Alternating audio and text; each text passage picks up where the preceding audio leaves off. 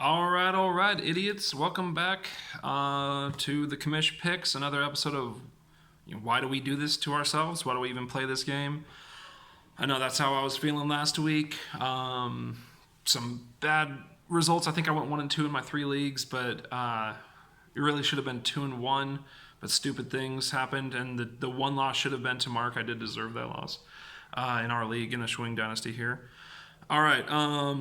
Commish picks this week. I'm going to throw in a new little piece, and that's nicknames for you guys, for all of us. I'll get to the game of the week last, but let's start with me, the fantasy eraser, commish James Gordon here against Old Windy Lucas, which is no soup for you, I believe. So Old Windy Lucas is a nickname we developed for Lucas in Sri Lanka, and I'll leave it to run with your imaginations why the reason he's Old Windy Lucas. Right now, the spread of this game is Lucas 182 to me 164. Lucas has been on a bit of a roll. His team started slow, but they've been putting up points, and my team is kind of in the opposite direction right now. Happy about Saquon's news that he's already practicing again. That's incredible, given the high ankle sprain. But we all know the guy's a robot. So my best hope would be that Jacksonville shuts down Run CMC, Christian McCaffrey, and that Carolina turns Leonard Fournette into Leonard Fournette yards. Like what I did there. So Leonard Fournette getting stuffed by Carolina, or being Leonard Fournette and getting hurt. I'm still waiting for that. I gave him up in our ESPN league, my other league, because he is about as reliable as Fragile Fred back in the day. So I'm waiting for that Leonard Fournette, ankle injury, knee injury. I don't want to play for this team anymore injury, but that's going to take this week. Is Jacksonville shutting down McCaffrey, Carolina shutting down Fournette, and then it's going to be Chris Godwin massively outproducing Mike Evans. I have Chris Godwin. Lucas has Mike Evans. And if Marlon Mack plays, then I have a chance. But right now I am picking Lucas over me, so I'm picking myself to drop to 3-2, and I believe that would move Lucas to 3-2 as well. So it'd be my second loss in a row. Brutal, but when you lose your first round pick, that's what happens. That's the part of the game. All right, next game, Daryl versus Adam. I'm going to go with Daryl as vegan cheesesteak. He's from Philly, so you get the cheesesteak special in there. I thought about something to do with Philly special sauce, but I'm going to go with vegan cheesesteak for Daryl because he cooks vegan food a lot for his wife. Really excellent vegan food, wonderful cook, but also got to throw in that cheesesteak. So, Daryl, if you can make that vegan cheesesteak happen, that would be, I'd like to try that. And then Adam, my brother, redhead, went to Montana, University of Montana, so we're going to call him Ginger Grizz, not Gringer Jizz. That would not be something to call him, but Ginger Grizz would be something we could call him. Keys of this game is Mariota versus Mahomes. Mahomes, obviously. Oh, the spread is Daryl 160 to Adam 148. Mariota versus Mahomes is obviously a big favor for Daryl. Adam probably won't start Washington against New England, even though that's in his starting lineup right now. I imagine he'll be making a move. But how do they even give Washington 6 points projected for their defense in that game?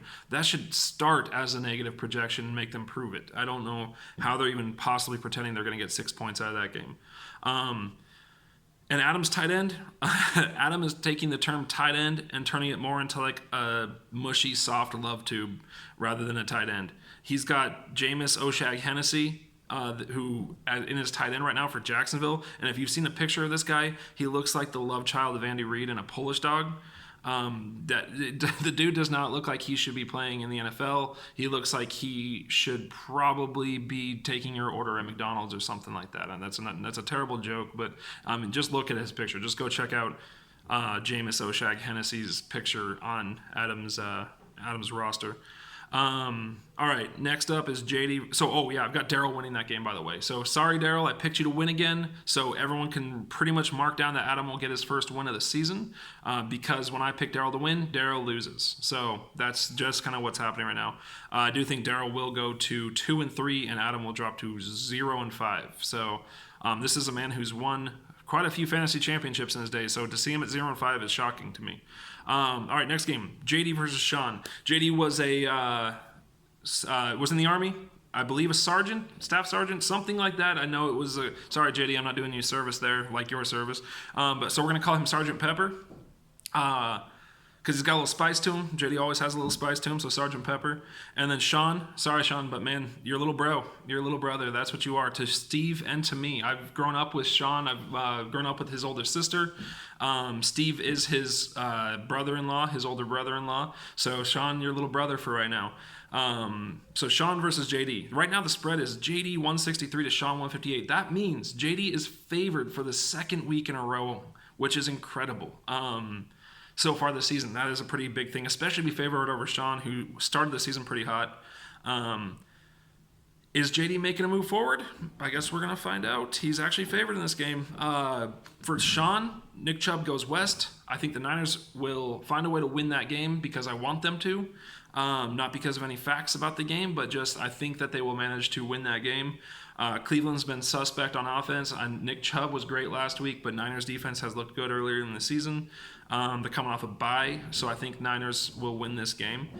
Gurley, though, goes to Seattle, and the 12th woman will do its job against Todd Gurley and against the Rams offense. And then the final deciding factor for me is Stefon Diggs. Diggy Smalls gets a big day against the New York Giants defense, which is pretty bad. And Sean gets the upset win. Sorry, JD. Yes, you're favored, but I still think Sean's ceiling is higher than yours at this point in the season. Next up is Bert versus Phil.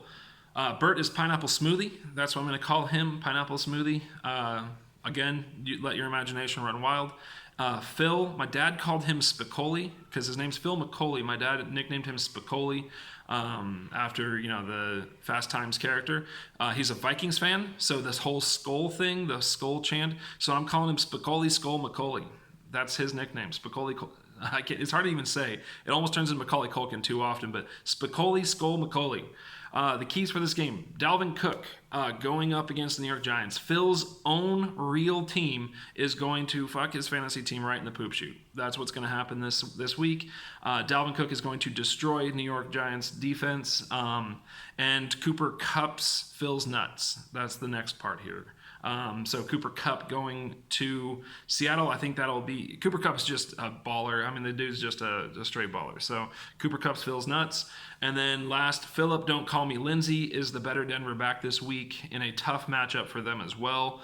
But I think that he'll get enough points for Bert. Phil's hope would be that Kamara goes off. And in a twist of fate and irony somewhat, Atlanta stomps all over Houston.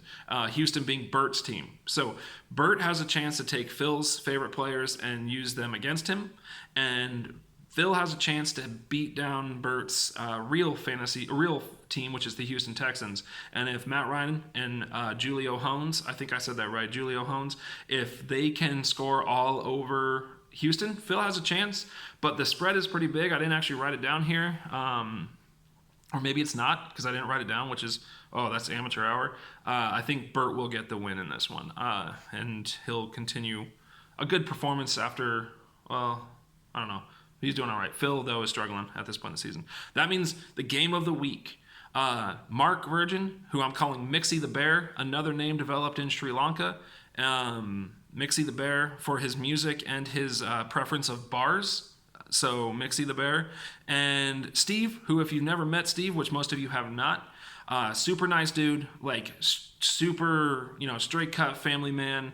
You can get down with some beer, some shotguns and things like that, and some beer bongs, but really, really nice fella. So I'm going to call him Ranger Rick. So we've got Mixie the Bear against Ranger Rick. So we've got a little park forest action happening here. Ranger taking down the bear. Actually, right now, no. Mark is projected at 170 to Steve 172. So Steve is favored in this game, but he's got Austin Eckler, and the Dynasty Sleeper app has Austin Eckler projected at 19 points. With Melvin Gordon coming back, is that a little bullish? I don't know. Well, I guess we'll find out. I think it's a little bullish for Austin Eckler, but he's been amazing when he's played this season. So there's no reason to believe that they're just going to hand everything off to Melvin Gordon. But I was a little surprised by maybe not a 15-point projection, which is where I'd put him, 15, 16 points.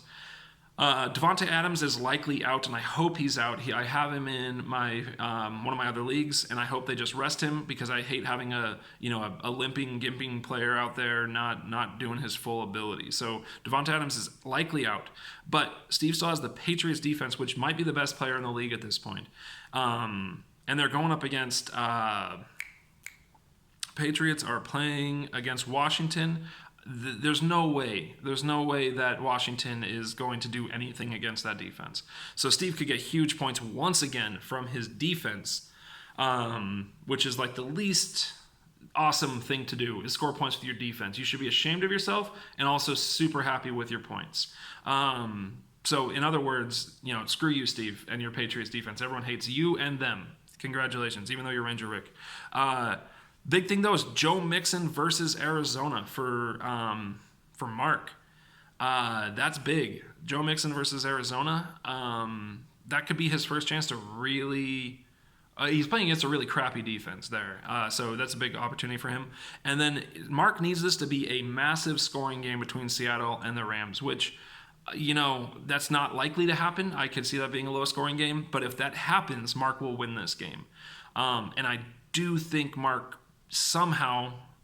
I worry about Devontae Adams and Austin Eckler's points, and so I'm picking against Steve for the second week in a row, not because I want him to not be undefeated anymore, but because that's what I think is going to happen. So just a rundown here. I think I'm 13-5 now, or... 13-7. It's my record's getting. I think it's 13-7. I have to check again. But I've got Mark over Steve. I've got Lucas over me. I've got Daryl over Adam. I've got Sean over JD in an upset. I've got Bert over Phil, and that's the commish picks for week 5. I will check in with you guys again sometime this weekend or just after the weekend break. All right, everybody, have a good one.